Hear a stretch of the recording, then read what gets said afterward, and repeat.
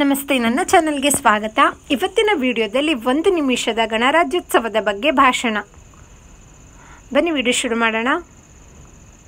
ಗೌರವಾನ್ವಿತ ಪ್ರಾಂಶುಪಾಲರೇ, ಶಿಕ್ಷಕರೇ, ಪೋಷಕರೇ ಹಾಗೂ ನನ್ನ ಎಲ್ಲ ಪ್ರೀತಿಯ ಸ್ನೇಹಿತರಿಗೆ ಶುಭೋದಯ.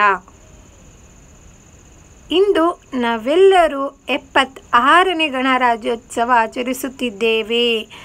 ಈ ದಿನದ ಕುರಿತು ಮಾತನಾಡಲು ಬಯಸುತ್ತೇನೆ. ಗಣರಾಜ್ಯೋತ್ಸವ ಭಾರತದ ರಾಷ್ಟ್ರೀಯ ಹಬ್ಬವಾಗಿದೆ. ಈ ದಿನದಂದು ಭಾರತದ ಸಂವಿಧಾನವು 1950ರಲ್ಲಿ ಜಾರಿಗೆ ಬಂದಿತು. ಈ ದಿನ ಭಾರತವು ಜಾತ್ಯತೀತ ಮತ್ತು ಪ್ರಜಾಪ್ರಭುತ್ವ ರಾಷ್ಟ್ರವಾಯಿತು. ಭಾರತದ ಸಂವಿಧಾನವು ಭಾರತದ ಸರ್ವೋಚ್ಚ ಕಾನೂನು. ಇಡೀ ವಿಶ್ವದಲ್ಲೇ ಅತಿ ದೊಡ್ಡ ಲಿಖಿತ ಸಂವಿಧಾನವಾಗಿದೆ. ಡಾಕ್ಟರ್ ಭೀಮರಾವ್ ಅಂಬೇಡ್ಕರ್ ಅವರು ನಮ್ಮ ಸಂವಿಧಾನದ ಪಿತಾಮಹರಾಗಿದ್ದಾರೆ.